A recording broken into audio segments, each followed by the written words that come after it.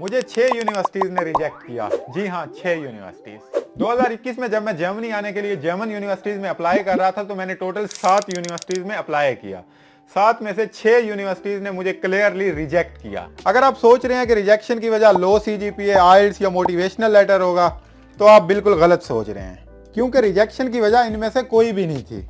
Rejection की सिर्फ एक वजह थी, वो ये कि मैं गलत टाइम पे अप्लाई कर रहा था। तो इस वीडियो में मैं आपको बताता हूं कि जर्मनी में अप्लाई करने का बेस्ट टाइम कौन सा है और किस तरह लो सीजीपीए वाले भी राइट टाइम पे अप्लाई करके जर्मनी में एडमिशन ले सकते हैं। तो सबसे पहले बेसिक्स को समझ लेते हैं और बेसिक्स में 2 बातें बहुत इंपॉर्टेंट हैं। नंबर 1 ये कि आपको पाकिस्तानी और जर्मन यूनिवर्सिटीज के एप्लीकेशन प्रोसीजर और डेडलाइन के दरमियान फर्क पता होना चाहिए।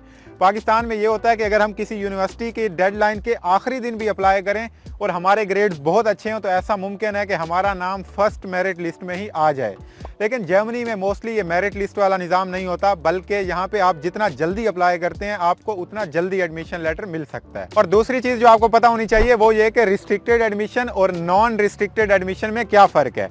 तो रिस्ट्रिक्टेड एडमिशन वो होता है जिसमें नंबर ऑफ सीट्स फिक्स्ड होती हैं। फॉर एग्जांपल कोई यूनिवर्सिटी कह दे कि हमने डेटा साइंस के कोर्स में सिर्फ 50 स्टूडेंट्स लेने हैं, दैट्स ऑल, तो वो रिस्ट्रिक्टेड एडमिशन होगा। लेकिन कुछ यूनिवर्सिटीज़, बल्कि ज़्यादातर यूनिवर्सिटीज़ में जो एडमिशन होते हैं वो नॉन रिस्ट्रिक्टेड होते हैं। उसमें यूनिवर्सिटी ये कहती है कि जितने भी स्टूडेंट्स अप्लाई करेंगे अगर वो हमारे बेसिक क्राइटेरिया पे पूरा उतर रहे हैं तो हम उनको इनरोल कर देंगे। और यहाँ पे नंबर ऑफ सीट्स जो है वो फिक्स नहीं होती और इसमें ज़्यादा स्टूडेंट्स इनरोल होते हैं। चलें, बेसिक्स क्लियर हो गई, अब ये बात कर लेते हैं कि जर्मनी में क्लासेस कब स्टार्ट होती हैं। तो जर्मनी की पब्लिक यूनिवर्सिटी में ऑफिशियली 2 इंटेक्स होती हैं, एक विंटर इंटेक और एक समर इंटेक। अगर विंटर इंटेक की बात करें तो इसकी क्लासेस अक्टूबर से स्टार्ट होती हैं और अगर समर इंटेक की बात करें तो इसकी क्लासेस अप्रैल से स्टार्ट होती हैं।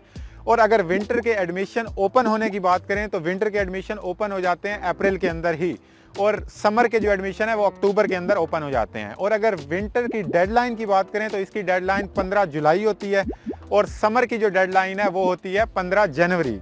और ये जो हमने डेडलाइन की बात की है दोनों की, इस पे आपने यकीन नहीं करना, क्योंकि मुझे भी यही पता चला था कि 15 जुलाई जो है वो लास्ट डेट है। अब मैंने क्या किया था कि 15 जुलाई लास्ट डेट है, मैंने कहा आखिर में अप्लाई करूंगा।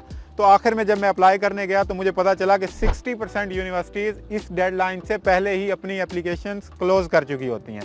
तो थ्योरेटिकली यही कहा जाता है कि विंटर की जो क्लोजिंग है वो 15 जुलाई है, लेकिन असल में यूनिवर्सिटीज़ की डेडलाइन पहले ख़त्म हो जाती है और थोड़ी सी यूनिवर्सिटीज़ रह जाती हैं जो इस डेडलाइन को फॉलो करती हैं। तो अब मैंने आखिर में अप्लाई किया 7 यूनिवर्सिटीज़ में। 7 यूनिवर्सिटीज़ में से 6 यूनिवर्सिटीज़ ने मुझे स्ट्रेटली रिजेक्ट किया। एक यूनिवर्सिटी मेरी बिलव्ड BHT जिसने मुझे एडमिशन दिया और तभी मैं यहाँ पे आया, वरना मेरा साल ज़ाया हो जाता सिर्फ इस डेडलाइन के चक्कर में। तो कहने का ये मतलब है कि आपने लास्ट डेडलाइन का इंतजार नहीं करना, बल्कि as soon as possible apply करना है। क्योंकि शुरू में ऐसे भी हो सकता है कि यूनिवर्सिटी एक ऐसे स्टूडेंट को एडमिशन दे दे जिसका 3.2 CGPA हो, लेकिन आखिर में मेरे जैसे को भी 3.63 के साथ भी रिजेक्ट कर दे। 2-3 यूनिवर्सिटी ऐसी थी जिन्होंने मेरा हाई CGPA देख के भी मुझे एडमिशन नहीं दिया। द रीज़न वाज कि सिर्फ 5 या 10 दिन पड़े थे जब मैंने उन यूनिवर्सिटीज़ में अप्लाई किया। तो उस वक्त तक काफ़ी स्टूडेंट्स को वो ऑलरेडी इन कर चुके होते हैं, तो बिल्कुल जो लास्ट पे आते हैं उनको फिर थोड़ा सा साइड पे करते हैं वो। तो जब आपके पास 4 से 6 वीक्स पड़े हो डेडलाइन के, उस वक्त में अप्लाई करना बहुत अच्छा होता है। इसकी 2 फायदे होते हैं। नंबर 1 तो ये कि आपके एडमिशन के चांसेस बढ़ जाते हैं नॉन रिस्ट्रिक्टेड एडमिशन के अंदर। और दूसरा फायदा ये होता है कि अगर आपका कोई मिसिंग डॉक्यूमेंट हो तो यूनिवर्सिटी या यूनी असिस्ट आपको इन्फॉर्म करती है कि अभी डेडलाइन पड़ी है, आप ये मिसिंग डॉक्यूमेंट दे दें और हम आपकी एप्लीकेशन को फिर भी कंसीडर कर लेंगे। तो आपने जल्दी अप्लाई करना है। और अब बात करते हैं उन लोगों की जिनके पास लो CGPA या एवरेज CGPA कि वो किस तरह जर्मनी में अपना एडमिशन सिक्योर कर सकते हैं। तो इसमें बेसिकली 3 टिप्स हैं। नंबर 1 ये कि अगर आपके पास चॉइस हो समर सेमेस्टर और विंटर सेमेस्टर के दरमियान तो ऑलवेज चूज विंटर सेमेस्टर, क्योंकि विंटर सेमेस्टर में यूनिवर्सिटी के तकरीबन तमाम प्रोग्राम्स में एडमिशन ओपन होते हैं, जबकि समर सेमेस्टर में कुछ प्रोग्राम्स ओपन होते हैं और कुछ प्रोग्राम्स ओपन नहीं होते। तो अगर आपके पास चॉइस हो तो विंटर सेमेस्टर चूज करें, उसमें ज़्यादा चांसेस होते हैं। और नंबर टू ये कि जब आप यूनिवर्सिटीज़ को शॉर्ट लिस्ट करने लगें तो आप ये भी देखें कि कौन सा प्रोग्राम रिस्ट्रिक्टेड है और कौन सा प्रोग्राम नॉन रिस्ट्रिक्टेड है। अब आपको कैसे पता चलेगा? जब आप यूनिवर्सिटीज़ को शॉर्ट लिस्ट कर रहे होंगे, उनकी वेबसाइट देखेंगे या यूनी असिस्ट देखेंगे तो वहाँ पे ये लिखा होता है NC लिखा होता है। NC का मतलब रिस्ट्रिक्टेड और NC फ्री का मतलब नॉट रिस्ट्रिक्टेड। तो आपने वो चूज़ करने हैं जो नॉट रिस्ट्रिक्टेड हों, क्योंकि जिस तरह पता है आपको उसमें नंबर ऑफ सीट्स फिक्स नहीं होती, तो वो लो CGPA वालों को भी ले लेते हैं। और नंबर 3 टिप ये है कि जब आप यूनिवर्सिटीज़ को शॉर्ट लिस्ट करके वो एक लिस्ट सी बनाते हैं तो आपने उसको डेडलाइन के लिहाज से अरेंज नहीं करना, बल्कि उसको एडमिशन ओपनिंग के लिहाज से अरेंज करना है। फॉर एग्जांपल हमारे पास जब यूनिवर्सिटीज़ होती हैं तो हम देखते हैं कि चलो भाई इस यूनिवर्सिटी की डेडलाइन में इतना टाइम पड़ा है तो चलो 4 हफ्ते पहले अप्लाई कर देंगे। आपने ये देखना है कि उस यूनिवर्सिटी के अंदर एडमिशन ओपन कब हो रहा है। फॉर एग्जांपल अगर एक यूनिवर्सिटी के अंदर एडमिशन ओपन हो रहा है 15 नवंबर को, आपने कोशिश करनी है कि आप 15 नवंबर को एप्लीकेशन सबमिट कर दें या 16 नवंबर को कर दें।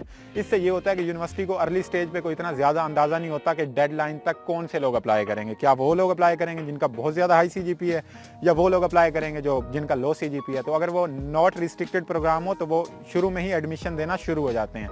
तो शुरू में आप लो CGPA के साथ भी यूनिवर्सिटी आपको एडमिशन दे देती है। अच्छा, अगर करंट सेमेस्टर की बात करें तो इस वक्त जर्मनी में बैचलर्स और मास्टर्स दोनों के एडमिशन ओपन है समर सेमेस्टर के लिए, और ये एडमिशन रिसेंटली ही ओपन हुए हैं अक्टूबर में, और अभी ये एडमिशन जारी रहेंगे 15 जनवरी तक। लेकिन अगेन 15 जनवरी तक आपने इंतजार नहीं करना। 15 जनवरी तक कम यूनिवर्सिटीज़ होती हैं जो इस कदर लंबे तक जाती हैं।